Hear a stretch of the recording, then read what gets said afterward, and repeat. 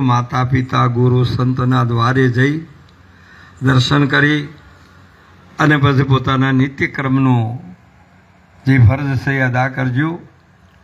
મહાપુરુષો વારંવાર એ જ કહેતા હોય છે, તમામ મહાપુરુષોએ માતા પિતા ગુરુ સંતના શરણમાં જઈ અને નમસ્કાર કરી અને પોતે પોતાનું નિત્યક્રમને કાયમ મહાપુરુષો પણ અર્જુનજી જેવા યુદ્ધના મેદાનમાં હતા તોય બરાબર શંખનાદ થયા પછી એ રથમાંથી ઉતરી અને સૌ પહેલાં પિતા ભીષ્મજીના ચરણમાં જઈને કે પ્રભુ હવે મને આપ આજ્ઞા આપો માટે કરીને એમને કીધું કે વિજય ભવ જાઓ હવે તમે. અને ગુરુ દ્રોણજીના પાણ જ્યાં ને કે બાપુ હવે આપજો મને આશીર્વાદ આપીને આજ્ઞા આપતા હોય એમને કે હું આજ્ઞા આપું વિજય ભવે થજી, પરંતુ મારા હોમાં તારો બોણ આવે એ મેં તને વિદ્યા ભણાવેલી છે એ બોણ મારા હૃદયને ન વેધે ત્યાં સુધી તને શિષ્ય નહીં માનું.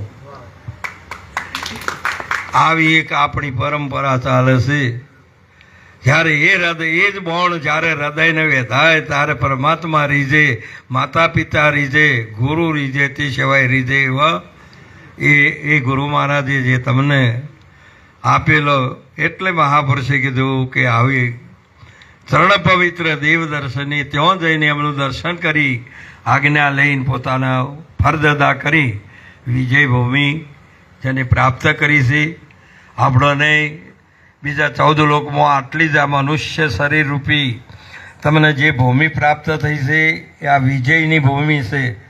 અને આ ભૂમિને જો કદાચ વિજય ના મેળવે તો અનંત જન્મે તમે નરકના માર્ગે પરાજયમાં તમારું જીવન જશે. વિજયમાં નહીં આવે ને જય પળ ફેર હાથ ને આવે મૂર્ખ મૂઢગુમાર, ભવસાગરની ભૂલવણીમાં વીતી ગયા યુગ, ફેરા ફરીને એમ મહાપુરુષે આ ચક્રમાં ન જાય. આ વચન છે ને એમાં આપણને જો આવું જો કદાચ સંતનું વચન છે ને આપણા હૃદયને સ્પર્શ કરે ને તો તમારો હૃદય ઉભરાય એમ કહું છું બાપ. જેમ કે આ જે સમય આપણોને જેમ એક દીકરીને પિયરની કોઈ વાત કરે ને એને જો વરસ દાડો થઈ ગયો હોય તો એનું હૃદય ઉભરાઈ જાય ત્યારે એની આંખમાંથી ઓછું આવવા. માતા પિતા કે ભાઈની વાત કોઈ કરતું હોય ને વિયોગ થયો હોય 12 મહિનાનો તો એ દીકરીની આંખમાં ઓછું આવે ને તેમ આપણોની એ પરમાત્માનો કે જે ગુરુ મહારાજના જ્ઞાનનો અભાવ હોય, કદાચ મેળાપ ના હોય, પણ જ્યારે સત્સંગમાં જ્યારે આવી જો વાત થતી હોય તો તમારું હૃદય જ્યાં સુધી ભૂમિ ભીજાય ને ત્યાં સુધી બીજ ઉગે. એટલે માટે તમારું હૃદય દયાવાળું રાખજો. એક મહાપુરુષે મીરાબાઈને એક વાત કરીશ. 12 વર્ષના મીરાબાઈ બાળકી, મીરાબાઈને 12 વર્ષે આ માર્ગની અંદર વૈરાગ્ય થયો છે. 12 વર્ષને મીરા બાળકી અરે રમવા ન જાય. ક્યાં જતા? સંત સભામાં અમે રમવા જતા, બીજે નહીં.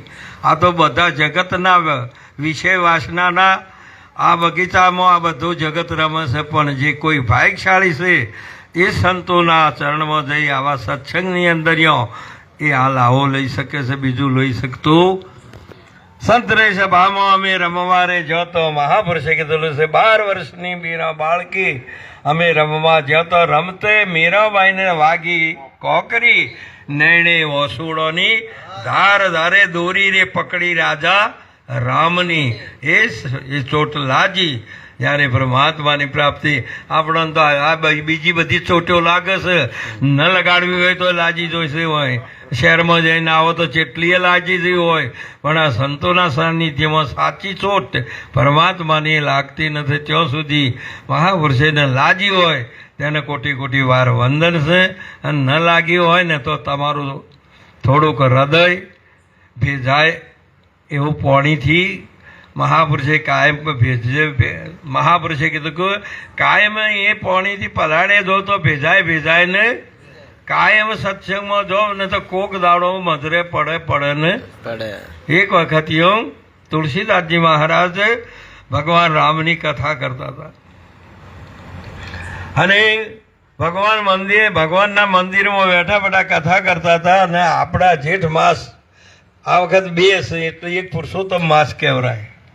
અને એમાં પુરુષોત્તમ માસ આવે કથા રાખેલી મહારાજશ્રીએ 1 મહિનો, અને જોડે જોડે વળી શ્રાવણ મહિનો આવેલો. એ 2 મહિના શ્રાવણના હતા, એક અધિક માસ અને શ્રાવણનો. તે કથા ચાલુ જ. તે આવું બધું કુટુંબ હતું ને. હવે આ જે આ કાળુભાનો પરિવાર છે ને, આ કાળુભાના પરિવાર એટલા મહાન છે. અને એમાં અમારા શંકરભાઈ છે ને, એ અનેક બાળકોનું ભવિષ્ય પણ ઉજળું કર્યું છે. માટે એમને પણ ધન્યવાદ, અને માતા પિતાને ધન્યવાદ. અને એ પછી બધા ભાઈઓ એટલા બધા સેવાભાવી, કોઈ ડૉક્ટર, કોઈ મહાપુરુષ, કોઈને કોઈ સેવાનું એમના પહાણીઓ આ જે સાધન છે ને સેવા કરી રહેલા છે. એવો મહાપુરુષે કીધેલું છે કે આવો જે કથાની અંદર આ ભાઈઓનો બધો પરિવાર હતો ને, એમાં એમનું 25 ઘરોનું કુટુંબનો એક મહેલો હતો. તે એમાં મહેલામાં પ્રવેશ કરો ને ત્યારે પહેલું એ મહેલામાં એમના કાકા હતા. અહીંયાનું ઘર પહેલું આવે.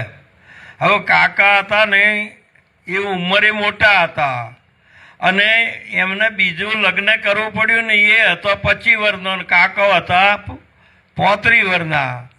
એટલે પેલા બીજો બધો મોટો હતો, કોઈ 50 વર્ષનો નહીં, પણ બધોને એ બધા ભત્રીજાઓ હતો. અને આ હતો એ કાચીમાં હતો.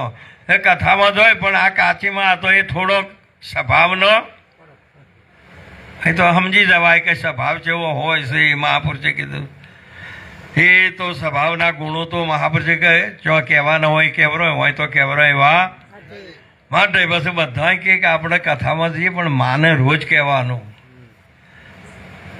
માતાજીને કે હેડો કથામાં, હે તમે એ તો એટલું બધું કડક બોલો ને, અને એટલું બધું બોલો કે તમારા જેમ ખાટી સાથી બાલ જરી જાય ને એવું થાય. પણ છતાં પેલો બધો હતો કે આપણે કહેવાનું જ વારા ફરતી રોજ. તે કાયમ હેડે કે હેડો માં કથામાં, હે તમે નવરી છો ને તમારે સ્વર્ગમાં જહા ને વળી વેમાન આવે તો મને કહેજો ને, હું પૂછડું પકડ્યું ને. આવું ચેવું ચેવું બોલે ભાઈ. આવું મોટો એટલે શું કહેવાય? ઉંમરમાં નાનો પણ આમ મોટો હતો. પણ ના જ કાંઈ એમ કીધે જોઈએ.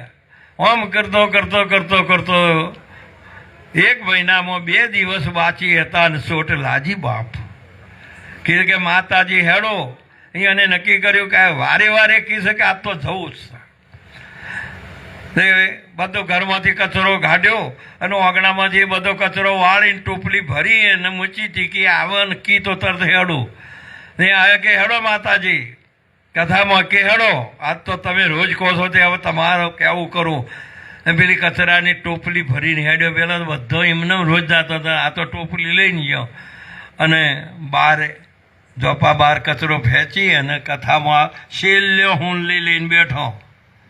અને એમાં તે દિવસે મહારાજ શ્રી ભગવાન રામની કથામાં અત્રે ઋષિ ને માતા અંશુયાનું તે દિવસે ઉદાહરણ લીધું કે માતા અંશુયા હતા એક બાજુ મહાન સમ્રાટ. એ શિક્ષિત હતો ને દીક્ષિત એટલે ગુરુમુખી હતો ને આચાર્યનું પદ હતું. માતા સીતાજીને જો કદાચ ઉપદેશ કર્યો હોય તો અંશુયા માતાએ કરેલો છે.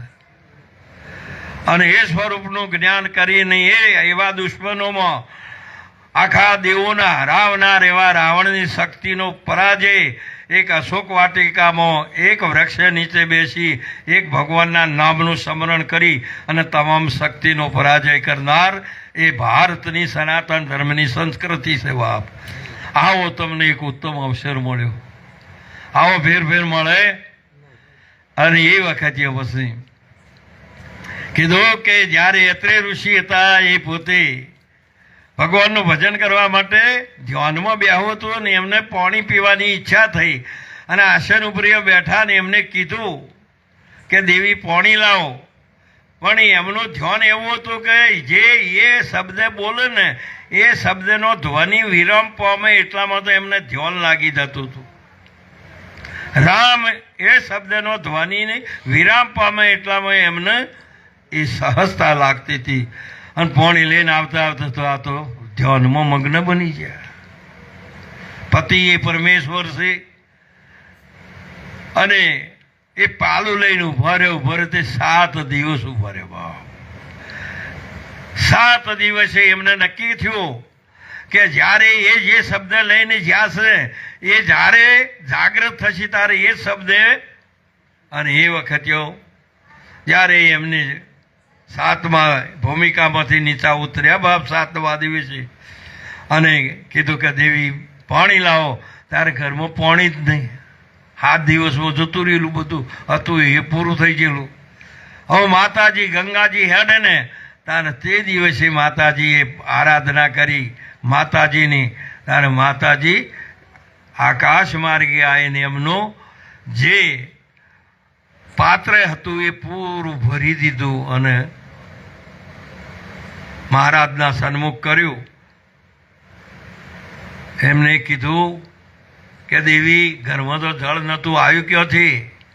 ત્યારે એમને કીધું કે આપ મારા પતિ છો, માટે પતિનું વચન પાળવું એ સતીનો ધર્મ છે.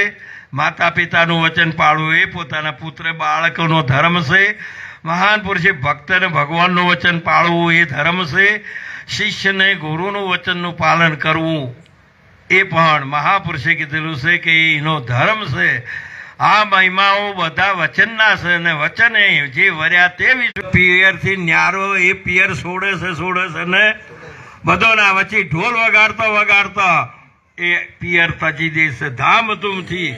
અને એટલો બધો એનો વૈરાગ આવો જ્યારે અત્રે ઋષિને જ્યારે એ વચન ઉપર્યો પ્રતિવંતાના ધર્મમાં શું શક્તિ છે એ તો બ્રહ્મા વિષ્ણુ માય છે. ત્યાં જ્યાં છે એ પરીક્ષા લેવા ત્યારે પણ ખબર. અને આ પતિવર્તનો ધર્મનો પતિ એ શું કેટલી કિંમત છે ને એનો મહિમા તે દિવસે તુલસીદાસજી મહારાજ ગાતા હતા. અને પેલો કાચી હતો ને એ દરવાજે બેઠો બેઠો હુંલી લઈને હોભળતો હતો. એની ઓશોમાંથી પાણીની ધાર ઓશોની કે મેં તો મારા પતિને બહુ કષ્ટ આપ્યું છે અને એ કષ્ટ એવું આપ્યું છે ને કે કોઈ ના આપે એવું. અને તે દિવસે આ ભૂમિ ભીજોણી અને પેલો જે કોઈ હતું ને એ ભગવાને કીધું કે ગમે તેટલું તમે પાપ કર્યું પણ પશ્ચાચાર કરો ને તો એ પાપનો નાશ થાય છે ને. પણ તમારું હૃદય કઠણ છે તો તમે એનો પશ્ચાચાર કરી શકતા. અને એ વખતે આટલું હોભળી અને આ શબ્દને ગોઠ વાળી ગોઠ ન છૂટે. મીરાબાઈને સુંદર કીધેલું છે ગુરુજીનું વચન ન ચૂકે મહાભર. આ મહિમા આપણો અને રોજ કહીએ છે પણ એનું એ જ બાપ છે જે બદલાય ન. હમણાં સુંદર પદ બોલ્યા કે સંતનો જ્યારે આ વચન સાંભળે ને એની કાયા પલટાઈ જાય એમ કહું છું બાપ. એક દીકરી લગ્ન કરીને જાય ને તો હવે દીકરીની કાયા જે હતો ને દેહ એ પિયરના સોમા છેડે છોડી અને પછી એનો દેહ બદલાઈ જાય છે. એની વાણી બદલાય, એની ચાલ બદલાય. અને મહાપુરુષે કીધેલું છે કે એની ટેવ પણ બદલાઈ જાય. હોય પલંગમાં બેસતા હોય બીજું તો હોય સાસરે જાય એટલે કોઈ દાડો ભૂલી ન જાય કે આ રોજની આદત હતી ને મોતામાં બેસવાની. પણ મહાપુરુષે કાયા પલટોણી ને એટલે એ બધા દેવીય ગુણો પ્રગટ થયા અને પેલા બધા છૂટી જાય છે બાપ. તેમ તમે ગુરુનું શરણ સેવ્યું, ગુરુના શરણમાં છો. આવું આપણું આચરણ હોવું જોઈએ. આપણે મહાપુરુષે કીધેલું છે કે જીવનની અંદર છેલ્લા દાડે એક વ્યક્તિ આવી 1 મહિના હોય બધાને ધાર્યું હતું રોજ 50 જણો જાય કથામાં પણ આપણે કાયમ બધાને કહેવું ને કે જીવનના છેલ્લા દાડે એક સુધરી જાય તો આખો